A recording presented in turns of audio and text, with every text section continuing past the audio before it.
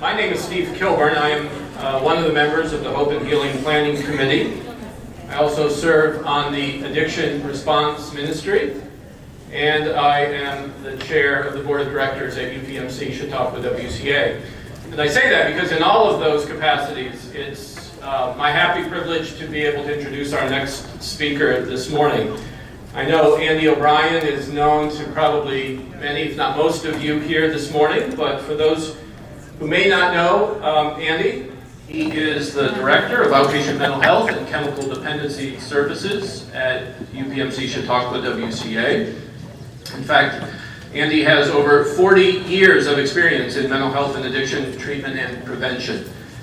You can decide which generation that puts Andy in. He has been at WCA Hospital now for 28 years and is the longest serving director of an addiction treatment facility in Western New York. He has previously run programs at Brian Lynn Hospital in Buffalo and Fairfax Hospital near Washington, D.C. Andy is a past advisor to Senator McGee on addiction, was appointed by her to the New York State Office of Substance Abuse Advisory Board.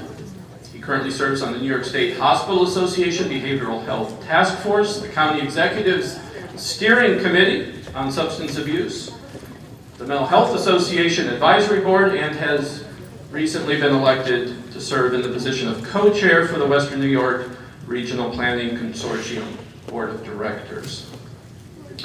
I am also, though, personally appreciative of the work that Andy has done, and as a former employee at the hospital, I have known Andy for many, many years.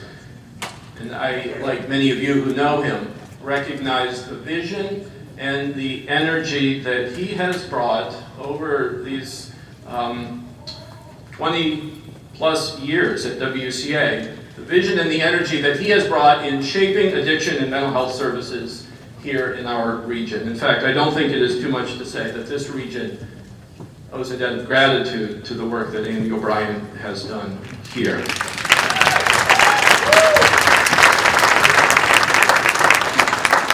And so it is, again, my happy privilege to introduce the next speaker, Andy O'Brien. Thank you, Steve. Good morning. It's good to see another good turnout. I was recalling the first forum 3 or 4 years ago, I think it was, when it was in February. We've been smarter and moved it a little towards the spring each year. And there was a blizzard warning in effect, and several of the people, in fact, while I was here, I was getting texts from our Dunkirk office asking for permission to close during the blizzard. But we were proud of the turnout then, that despite the blizzard, that people felt that this issue was really important. And we've continued it for the last several years. I want to go back to that first forum. And for those of you who heard me speak at that particular forum, you may recall some of the things that I said and some of the things that I put up on the screen. And I said a couple of things that caused a bit of a murmur and a bit of a stir in the audience. And I'm probably going to do the same thing today. I want to illustrate several things that I still think we need to talk about. And of course, with respect to our theme of hope and healing, I want to talk about some hope that we have and some healing that we do have. What I said that caused a few murmurs in the audience several years ago was I put up a Google map, talk about generational things. At that point I figured out how to create my own Google map. And on that map I put a label on every hospital in Western New York. And I told people that in the audience who were clamoring for, quote, more detox programs, that we had plenty of detox programs already. And that was the part that some people looked at each other, mentioned that I was even crazier than they'd heard. And I also then put up on the board some statistics about treatment outcomes from long-term residential programs that indicated that long-term residential programs might not always be the answer that people think they are. So I said those things deliberately at the time, and I want to kind of go back to some of those comments and also talk a little bit about what has happened since that time. After that first forum, for those of you who were here, privately, when providers of treatment services, some of my colleagues would get together, we would talk about some of the comments that we heard at the forum. Those comments where we need more detox, we need more treatment, and we all looked at each other and said that we still don't get it, because we have lots of detox and we have lots of treatment. And some of the people that were among the advocates and the peer organizations, when they were talking privately, they would talk about us treatment providers and say those treatment providers still don't get it. And I do feel that we've learned to listen to each other and that we get each other's constituent groups a little bit better than we did 4 years ago. But I still think we need to think about things in terms of understanding just what it is that we're dealing with and what we need to be doing. I should point out, it was nice of Steve to give me that introduction to UPMC Chautauqua WCA. Although I'm an employee of that organization, most of what you will hear today are my personal opinions, are not necessarily those of UPMC. I have to give a little disclaimer. Because you're going to hear quite a few opinions. So, I also wanted to acknowledge a couple of things first that's really important. I was talking to Melanie from the council and remembering Pat Munson, who used to attend these forums. And back in the 80s, alcohol was a considerable problem, as it is today. And I want to point out that although I'm going to talk primarily about the opioid situation, that we shouldn't lose fact of that tobacco and alcohol are significant drugs that cause lots of deaths too. And that I'm also going to be focusing on overdoses and deaths from opioids. But I also wanted to acknowledge things when I make some comparisons to the alcoholism concepts. I may be minimizing and not really paying enough attention to the fact that alcohol is in fact a pretty significant cause of death in the United States. So with people like Timothy Piazza in mind, who died in February at Penn State of alcohol poisoning, essentially related to a fall in a hazing, we need to keep that kind of problem in mind. So I want to talk a little bit about the first slide and talk about, we hear the term the opioid crisis.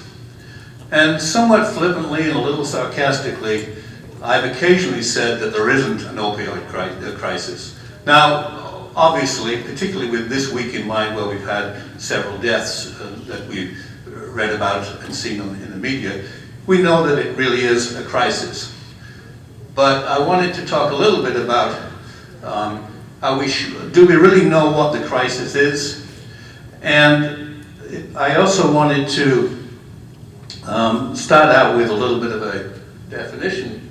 Did I turn that off? I should press the wrong button.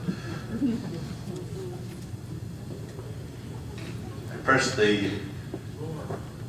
Yeah, that's right, exactly. Yeah, that's what I thought I'd press. Okay. So we would agree, I think, that we have a crisis, that we're in time of intense difficulty, there's a lot of danger, and we have a lot of trouble. But I want to bring up a couple of points. My view is that in many respects, and this is different from a lot of people's teaching, is that what we're dealing with here is that when we try to solve the problem, that the drug use that we're dealing with in many respects, particularly related to opioids as opposed to different drugs, we're dealing with the symptom and not the primary disease. Now that's a pretty significant statement, and I know some friends of mine are people that have been in the field a long time, where we would talk about drug addiction being a primary progressive disease, that it's a disease entity of its own. It's primary, it's not a secondary thing. But I think we need to keep in mind when we're addressing the opioid crisis that for many of the patients that I see, and those of you who are in the treatment field, what we're dealing with is we're dealing with an opioid crisis that's related to a few other significant issues. So yes, I really did see it. It's not a primary disease in the traditional respect. We're dealing with something that's related to what? I think most of you will guess, but I wanted to start with a couple of analogies. I think the first presenter talked about quantum physics and the accelerator at CERN in Switzerland. Today we're going to continue the science lesson and talk a little bit about meteorology. I wanted to have you suspend your disbelief of what I'm saying for a minute and just kind of go along with this for the sake of illustrating the problem. So think of Hurricane Katrina. Now what's the problem? When you think about Hurricane Katrina, what is the problem? So what? We have a hurricane. What's the big deal? If I was to take answers from the audience, I would probably get different views of what is the problem with a hurricane. Well, if we start with the obvious, you get a lot of water, you get a lot of wind from that hurricane. But you can continue through all these various aspects of things that people believe are related to a hurricane, and we get down to much broader concepts of global warming, climate change, coastal erosion, with a spelling error that I just spotted there. So I want people to begin to think of the opioid crisis in the same concept. When we talk about opioid crisis, I think we're really talking about these things here. What are the factors that are up there? And I also want to illustrate that when we talk about treatment professionals not quite getting it when we're dealing with family members, it's because we're focusing on different areas, and people sometimes want to be focusing here when people like Andy are focusing on global warming and trying to figure out how to close the hole in the ozone layer. So, I wanted to do a couple of comparisons. I'll stand over here for that. If we look at those factors that I put on the board a few minutes ago, and then compare them to the opioid crisis, where are we, or what are we addressing? My view is that when we talk about the opioid crisis, for many people, we really should relabel some of that a trauma crisis. It doesn't mean that these things are not important. In fact, they are probably, in my opinion, the most important. But it would be nice to hear the press and the media in general cover a little bit more about the root issues than just the immediate issues. The immediate issues need a big focus, but these issues need particular focus. Now, there are treatment providers, including those in Chautauqua County, and people at Department of Social Services that have done a lot to address that and have a relationship with UB to train their staff around trauma-informed care. But in general, you can go weeks and weeks without anybody mentioning in the media, or you can go months and months without talking about trauma. And there are people, as we know, that get addicted to opiates who are there because of simply they had pain medication and they developed a habit of taking those drugs, and then before they know it, they were on that spiral. my view is that in some ways that's still related to trauma. Typically those people have had some sort of physiological trauma, and I'm also going to argue that the trauma of dealing with chronic pain in and of itself is a psychological trauma issue. But in general, when I'm talking about trauma, I'm talking about the things people don't always want to talk about, which is sexual molestation, domestic violence, and various other forms of significant events that people have to encounter in their lives.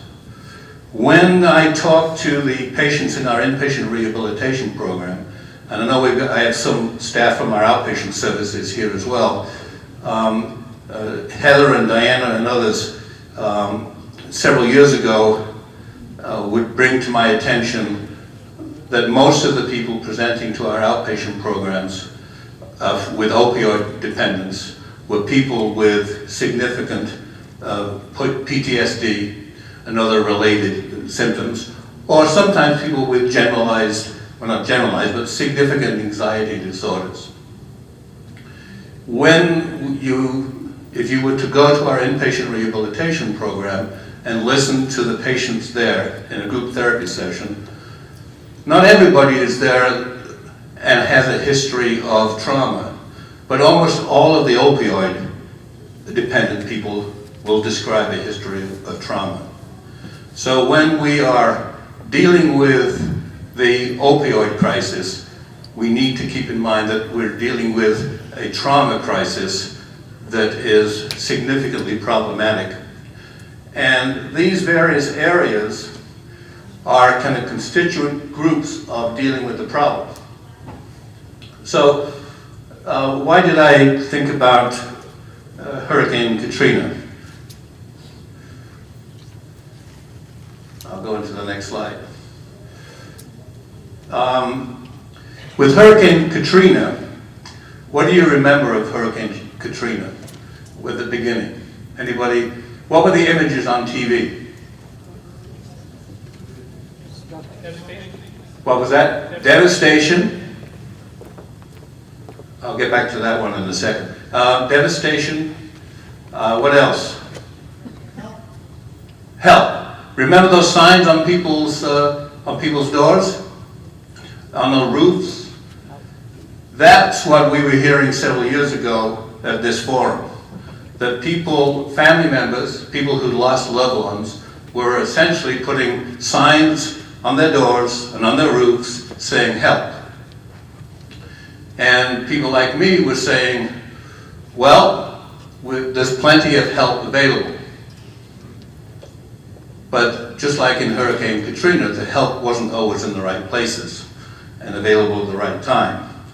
So I'll get back to that in a second, but I also wanted to go back to that concept of, I put up there some outdated concepts that I mentioned, and Rick Huber, who was here at the first forum, also mentioned, that we need to keep in mind. One of the things that I believe needs to be talked about is some concepts of helping people with an addiction need to be significantly revised when we're dealing with opioids. So let's start and take a look at this book. Anybody seen this book before? It's pretty famous if you're a baby boomer like me. And Steve probably has seen it. And this book, called I'll Quit Tomorrow, was written by Vernon Johnson. Vernon Johnson was an individual that started the Johnson Institute. For those of you who know the history of treatment services, the Johnson Institute was essentially the first famous rehab, along with Hazelden, and it was in Minnesota.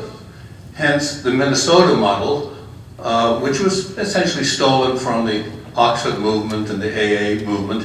But essentially they talked a lot about issues relative to the progression of alcoholism. And basically the idea was that everybody starts out as normal, and then they learn the mood swing, they take a drug, alcohol, and they experience a euphoric effect, and after they have that euphoric effect, they go back to normal. And they learn that mood swing and eventually develop a harmful dependency.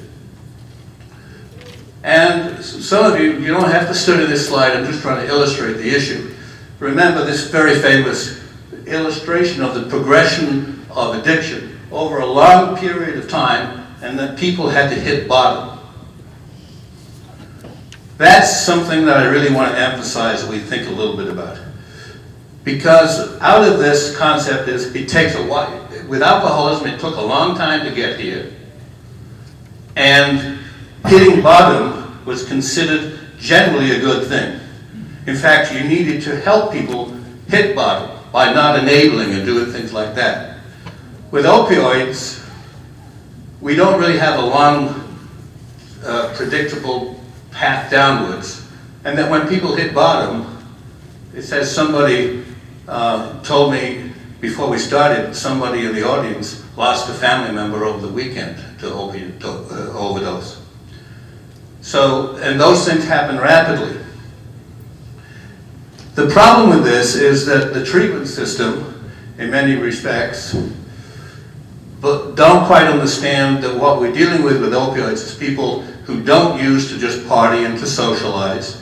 They're primarily using, as many patients tell me, they're primarily using to feel numb, to get rid of some traumatic experiences. They're not using to get high. And most of them, after a while, are using simply to avoid withdrawal symptoms. So back to Katrina and what we remember. This is what I remember. This is the people on the roof looking for help. And I remember significantly that I don't know whether Vince is still here from his days as the Red Cross coordinator, but these FEMA people have to go through their procedures, and they have to have everything in place, and they follow their manual. And I think in some ways the treatment system at first was doing the same thing.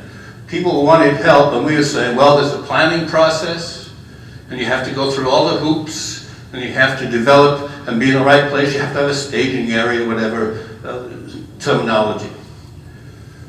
And my view is to address the immediate need of people dying of an overdose from opiates, is that we need to be embracing this concept. With Katrina, they eventually said, just open the stadium door and give shelter to people. Treat them right away. Don't worry too much about whether everything's in place, and don't worry about the long-term issues, and don't worry about global warming. Right now, we need to give people some sanctuary, we need to give them some food, and we need to treat whatever wounds they might have.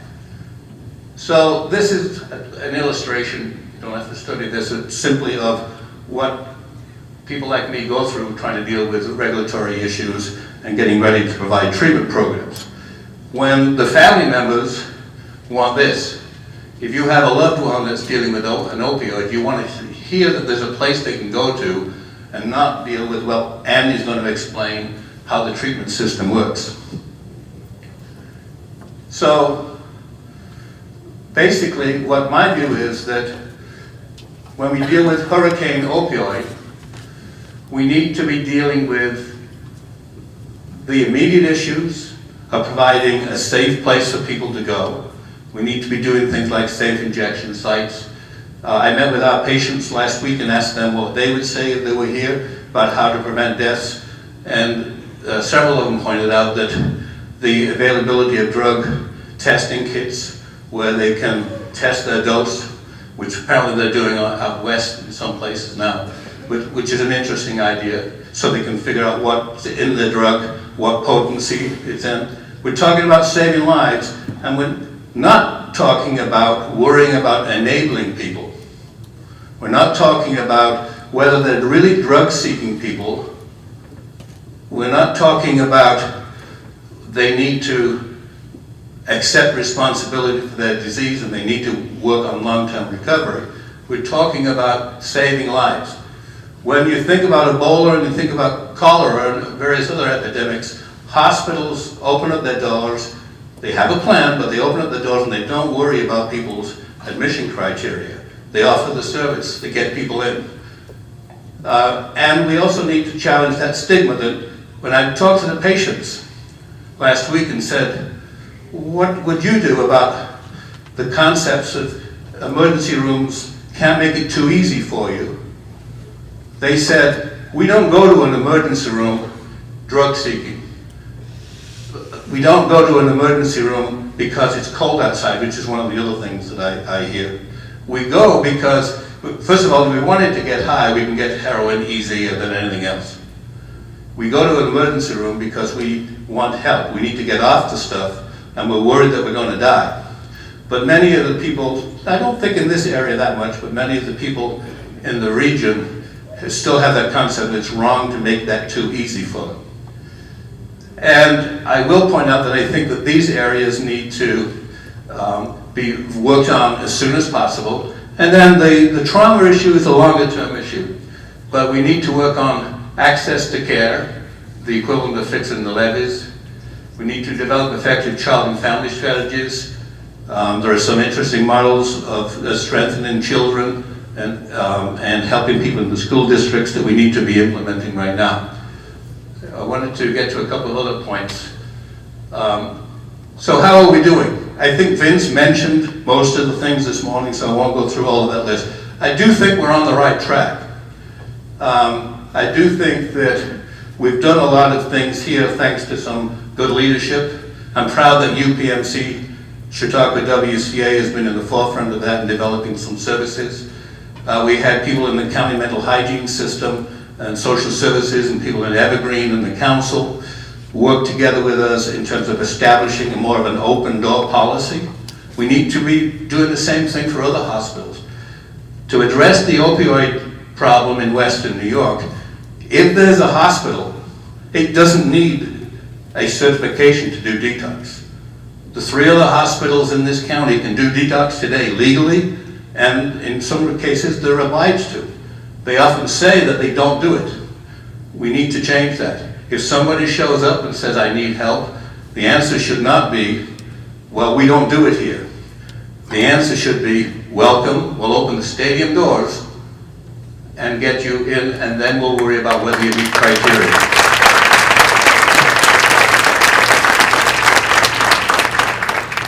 We have Oxford houses that have started in this area, which are very important to recovery. And that, I believe, was the result of people that attended the forums here, getting together and getting connected with people in Buffalo, and they now exist in the Jamestown area. So we've done a lot. We still need to do a few more things. We still have some doom and gloom. We got hope and healing, but the doom and gloom is that, as I mentioned, several people died in the last few days. We still need to keep that focus. But I do believe that we should take pride in what we've been doing.